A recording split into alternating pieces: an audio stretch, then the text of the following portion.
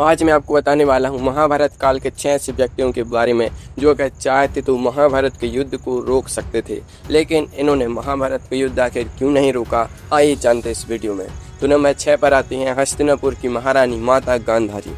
अब आप सोचेंगे कि भला एक माँ युद्ध कैसे रोक सकती थी, तो ठहरिए। गांधारी कोई साधारण महिला नहीं थी, वे एक अत्यंत पतिव्रता और महान तपोबल वाली स्त्री थी, जिनके सामने स्वयं काल भी सम्मान से झुकता था। उनका सबसे बड़ा बेटा दुर्योधन अपनी माता के इस तपोबल से अच्छी तरह परिचित था और उनसे थर थर कांपता था।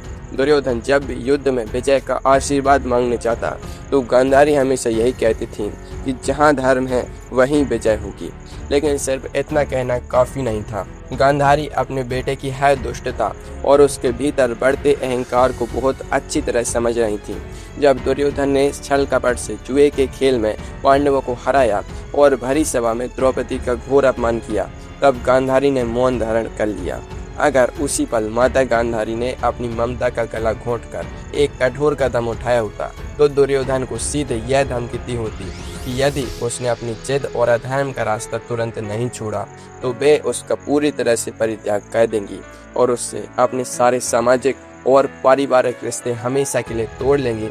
तो दुर्योधन के पास कोई रास्ता नहीं बचता, वह अपनी माँ के इस भयंकर और कठोर रूप के आगे घुटने टेकने पर मजबूर हो जाती। एक माँ की कड़कड़ाहट इस पूरे महाविनाश की आग को शुरुआत में ही शांत कर सकती थी, लेकिन उन्होंने कड़ा फैसला लेने में देर कर दी। सोच कर देखिए, अगर परिवार की एक माँ के पास इतनी बड़ी शक्ति थी तो समाज के सबसे बड़े गुरु क्या कुछ नहीं कर सकते थे। रुकिए, आपको क्या लगता है कि सिर्फ परिवार के लोग ही इस विनाश के गुनहगार थे? बिल्कुल नहीं।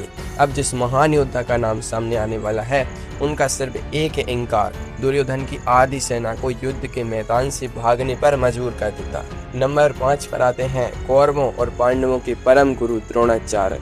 गुरु द्रोणाचार्य अस्त्र शस्त्र विद्या के सबसे बड़े ज्ञाता और अद्वितीय शिक्षक थे। अर्जुन से लेकर दुर्योधन और भीम तक सभी महायोद्धाओं को युद्ध कला की शिक्षा देने वाले गुरु द्रोण ही थे। हस्तिनापुर की सेना अगर इतनी शक्तिशाली और अजय बनी हुई थी तो उसके पीछे गुरु द्रोण की ही युद्ध नीतियां थी। लेकिन जब धर्म और अधर्म के बीच इस महायुद्ध की बारी आई तो वे राजसी अन्न का कर्ज चुकाने का बहाना बनाकर कौरवों की तरफ से खड़े हो गए।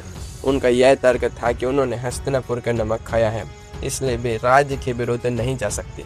लेकिन सनातन परंपरा तो चीख चीख कर कहती है कि गुरु का स्थान राजा और राज्य के नियमों से हमेशा बहुत ऊपर होता है।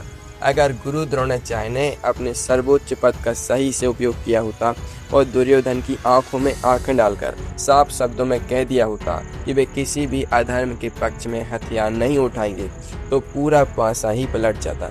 दुर्योधन को अपनी सेना और अपनी जीत पर जो सबसे बड़ा घमंड था, उसकी मुख्य वजह गुरु द्रोण का ही आशीर्वाद था।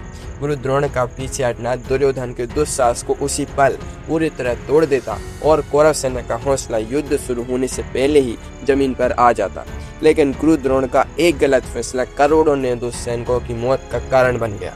गुरु द्रोणाचार्य के बाद अब बात उस योद्धा की जिसके पराक्रम पर दुर्योधन सबसे ज्यादा उछलता था। अगर यह योद्धा कुरुवंश के साथ नहीं होता तो महाभारत की कहानी वहीं समाप्त हो जाती। नंबर 4 पर आते हैं महापराक्रमी दानवीर कर्ण। दुर्योधन का पूरा अहंकार, उसका गुस्सा और पांडवों से दुश्मनी मोल लेने का सारा भरोसा केवल और केवल कर्ण के अटूट पराक्रम पर ही टिका था। दुर्योधन अच्छी तरह जानता था कि पांडवों के सबसे शक्तिशाली तीरंदाज अर्जुन को टक्कर देने की क्षमता पूरी धरती पर सिर्फ कर्ण के पास ही है। अगर कर्ण का साथ ना होता तो दुर्योधन कभी पांडवों को ललकारने की हिम्मत तक नहीं करता।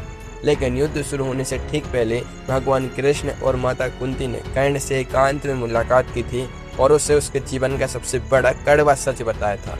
उन्होंने कर्ण को बताया कि वह कोई साधारण सूत पुत्र नहीं है, बल्कि कुंती का सबसे पहला बेटा और पांडवों का सबसे बड़ा भाई है। जरा सोचिए, उस भावुक मोड़ पर अगर कर्ण ने दुर्योधन के प्रति अपनी मित्रता के मोह को किनारे रख दिया होता और अपने सगे भाइयों के हक के लिए उनके साथ जाने का फैसला कर लिया होता तो क्या होता?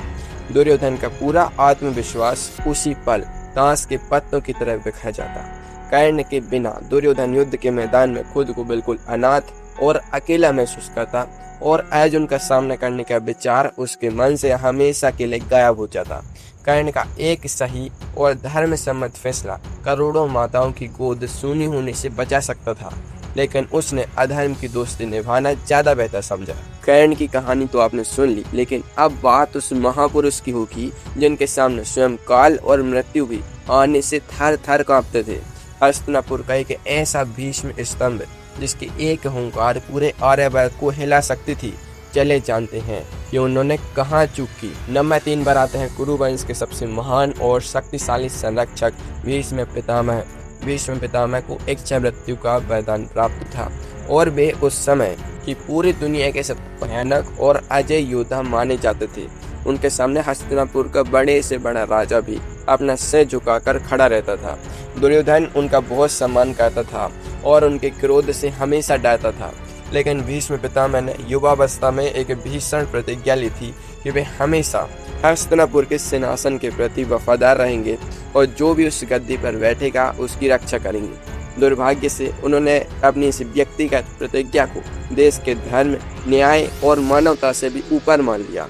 जब भरी सभा में दुर्योधन के इशारे पर कुलवधू द्रौपदी का चीरहरण हो रहा था, तब भीष्म पितामह अपनी आंखें बंद करके सिर झुकाए मौन बैठे रहे। उस समय द्रौपदी ने तड़पते हुए उनसे पूछा था कि हे पितामह, आपका यह महान ज्ञान और धर्म उस समय कहाँ चला गया था जब एक स्त्री को भरी सभा में अपमानित किया जा रहा था। अगर उस काले दिन भीष्म पितामह ने अपनी प्रतिज्ञा का जाल तोड़कर अपना धनुष उठा लिया होता और दुर्योधन को मृत्यु दंड देने की घोषणा कर दी होती, तो किसी की हिम्मत नहीं होती कि वह द्रौपदी को छू भी सके। अगर भीष्म पितामह दुर्योधन से साफ कह देते कि पांडवों को उनका आधा राज्य न मिलने पर वे कौरवों की तरफ से युद्ध में शामिल नहीं होंगे, तो कौरव सेना का अस्तित्व भी समाप्त हो जाता। भीष्म का वह मौन ही महाभारत का सबसे बड़ा कारण बना। भीष्म पितामह की बेबसी के बाद अब बात उस इंसान की जिसके पास कानूनी तौर पर इस युद्ध को रोकने की 100% ताकत थी, लेकिन उसने जानबूझकर विनाश का रास्ता चुना। नंबर 2 पर आते हैं हस्तिनापुर के महाराज धृतराष्ट्र। धृतराष्ट्र ही वह मुख्य व्यक्ति थे जिनके हाथों में कानूनी, राजनीतिक और प्रशासनिक रूप से इस महायुद्ध को रोकने की पूरी शक्ति थी। वे देश के सम्राट थे और राजा का कोई भी आखिरी फैसला उन्हीं के आदेश से तय होता था। दुर्योधन ने अपने पूरे जीवन में जितने भी पाप किए, चाहे वह पांडवों को लाक्षागृह के महल में जिंदा जलाने की साजिश हो या फिर कपट से उनका पूरा राजपाट छीटना हो, धृतराष्ट्र सब कुछ जानते थे। एक राजा के रूप में उनके पास यह पूरा अधिकार था कि वे अपने विद्रोही और पापी पुत्र को तुरंत बंदी बना लेते या उसे हमेशा के लिए राज्य की सीमाओं से बाहर निकाल देते। लेकिन धृतराष्ट्र सिर्फ आंखों से ही नहीं, बल्कि अपने पुत्र के अंधभक्ति वाले मुंह में भी पूरी तरह से अंधे हो चुके थे। वे हमेशा दुर्योधन के अपराधों पर पर्दा डालते रहे और पांडवों के साथ लगातार अन्याय होने दिया। अगर धृतराष्ट्र ने एक सच्चे राजा के धर्म का पालन किया होता और अपने बेटे के अधर्म को सहने की जगह उसे एक अपराधी की तरह कड़ी सजा दी होती, तो दुर्योधन की इतनी औकात कभी नहीं होती कि वह महाविनाश की इतनी बड़ी योजना बना पाता। धृतराष्ट्र का यही अंधा पुत्र मुंह पूरे कुरुवंश के सर्वनाश की सबसे बड़ी और असली वजह बना। अब हम उस सबसे बड़े और अंतिम नाम की तरफ बढ़ रहे हैं जिनके बारे में जानकर आपके रोंगटे खड़े हो जाएंगे। वह चाहते तो एक पल में पूरी सृष्टि का भूगोल बदल सकते थे, लेकिन उन्होंने इस महाविनाश को अपनी आंखों के सामने होने दिया। आखिर क्यों? चले जानते हैं नंबर 1 के बारे में। नंबर 1 पर आते हैं स्वयं द्वारकाधीश भगवान श्री कृष्ण। श्री कृष्ण साक्षात भगवान विष्णु के पूर्ण अवतार थे और उनके पास पूरे ब्रह्मांड की असीमित और अनंत शक्तियां थी। वे भूत, भविष्य और वर्तमान के ज्ञाता थे और अच्छी तरह जानते थे कि आने वाले समय में कितना भयानक रक्तपात होने वाला है। उन्होंने इस भयंकर युद्ध को टालने के लिए इंसानी स्तर पर अपनी तरह से हर संभव कूटनीतिक प्रयास किया। वे खुद शांति दूत बनकर कौरवों की भारी सभा में गए थे, जहां उन्होंने दुर्योधन के सामने बहुत ही छोटी शर्त रखी थी कि पांडवों को केवल 5 गांव दे दिए जाएं तो यह महायुद्ध सदा के लिए टल जाएगा। लेकिन अहंकारी और मूर्ख दुर्योधन ने सुई की नोक के बराबर भी जमीन देने से साफ मना कर दिया और उल्टा भगवान श्री कृष्ण को ही जंजीरों में बांधने के लिए आगे बढ़ा।